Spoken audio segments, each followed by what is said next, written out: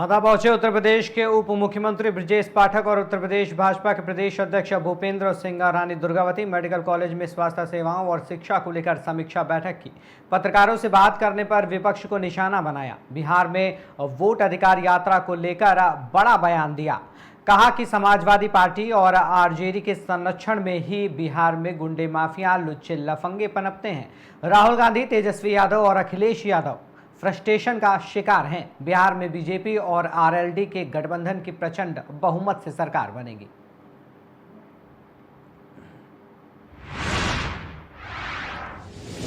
वहीं मुख्यमंत्री डॉक्टर मोहन यादव ने आज भोपाल निवास पर विक्रमादित्य वैदिक घड़ी एवं पंचांग से संबंधित ऐप का लोकार्पण किया, जिसके बाद उन्होंने कहा कि हमारे व्रत त्योहार अंग्रेजी कैलेंडर पर नहीं बल्कि भारतीय पंचांग पर आधारित हैं।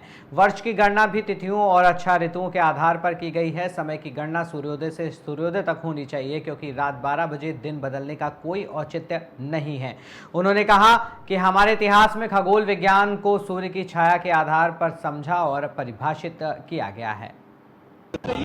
हमारे लिए सौभाग्य की बात है, अतीत के काल से खगोल गणना की दृष्टि से भारतीय काल गणना सदैव दुनिया को आकर्षित करती रही है। ऐसे समय में वैदिक काल गणना की दृष्टि से वैदिक घड़ी का आज यहाँ ऐप का और वैदिक घड़ी का लोकार्पण सीएम हाउस में हुआ है। ये वर्तमान के ग्रीनविच के समय को भी बताएगी, हमारे आज के काल को भी बताएगी और प्राचीन काल को भी बताएगी। हमारे सारे मुहूर्त, नक्षत्र, तिथियां उसको भी बताएगी। मैं उम्मीद करता हूं कि समय गणना का ये प्रकार जो आधुनिक ज्ञान का और प्राचीन विज्ञान का दोनों का समुचित एक अच्छा प्रयोग है। मेरी अपनी ओर से आज के इस अवसर पर सबको बधाई। हमारे लिए सौभाग्य की बात है, अतीत के काल से खगोल गणना की दृष्टि से भारतीय काल गणना सदैव दुनिया को आकर्षित करती।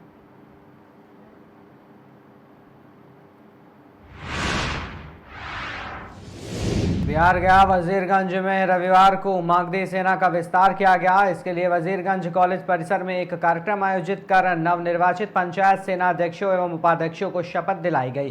कार्यक्रम को संबोधित करते हुए मागधी सेना अध्यक्ष चितरंजन कुमार ने कहा कि आगामी विधानसभा चुनाव में मागधी सेना अपनी ताकत दिखाएगी। इसके लिए पूरे विधानसभा के सभी पंचायतों में सेना अध्यक्ष एवं उपाध्यक्ष बनाए गए हैं। विकास के नारों के साथ सभी पंचायतों एवं बूथ स्तर पर सेना के कार्यकर्ता बनाए जा रहे हैं। सभी मिलकर वजीरगंज विधानसभा के विकास में अपना योगदान सुनिश्चित करेंगे।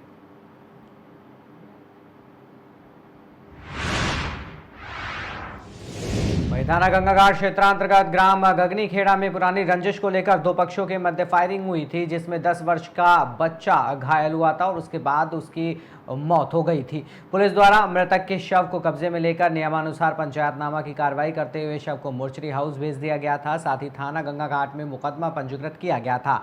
पुलिस द्वारा घटना कारित करने वाले अभियुक्त की तलाश की जा रही थी। आज थाना गंगाघाट पुलिस को सूचना प्राप्त हुई कि घटना का उपरोक्त में वांछित अभियुक्त अशोक निषाद जंगलों में छिपा बैठा है। सूचना पर एसओजी टीम और थाना गंगाघाट पुलिस द्वारा तत्काल मौके पर पहुंचकर अभियुक्त अशोक की गिरफ्तारी हेतु दबिश दी गई, तो अशोक द्वारा अपने आप को पुलिस से घिरता देख पुलिस पर फायरिंग कर दी गई। आत्मरक्षार्थ पुलिस द्वारा जवाबी फायरिंग में अशोक के पैर में गोली लगी है, जिससे वो घायल हुआ है। कल दिनांक 31 अगस्त को थाना गंगाघाट क्षेत्रांतर्गत गगनीखेड़ा में दो पक्षों की आपसी रंजिश में अशोक पुत्र हिरल निषाद द्वारा गोली चलाए जाने से एक 10 वर्षीय बच्चे की मृत्यु हो गई थी, जिसके संबंध में थाना गंगाघाट पर सुसंगत धाराओं में अभियोग पंजीकृत किया गया था तथा अभियुक्त की गिरफ्तारी हेतु लगातार प्रयास किए जा रहे थे। आज गंगाघाट पुलिस को सूचना प्राप्त हुई कि घटना उपरोक्त में वांछित अभियुक्त अशोक निषाद उपरोक्त थाना गंगाघाट क्षेत्रांतर्गत स्थित पंचायत भवन लखापुर के आगे स्थित कीकर बबुल के जंगलों में छिपा बैठा है। सूचना पर थाना गंगाघाट पुलिस द्वारा गिरफ्तारी हेतु दबिश दी गई, तो अशोक द्वारा अपने आप को पुलिस से घिरता हुआ देख पुलिस पार्टी पर फायरिंग कर दी गई। जवाबी कार्रवाई में अभियुक्त अशोक के पैर में गोली लगी, जिससे वह घायल हो गया, जिसे तत्काल सीएचसी भेजा गया।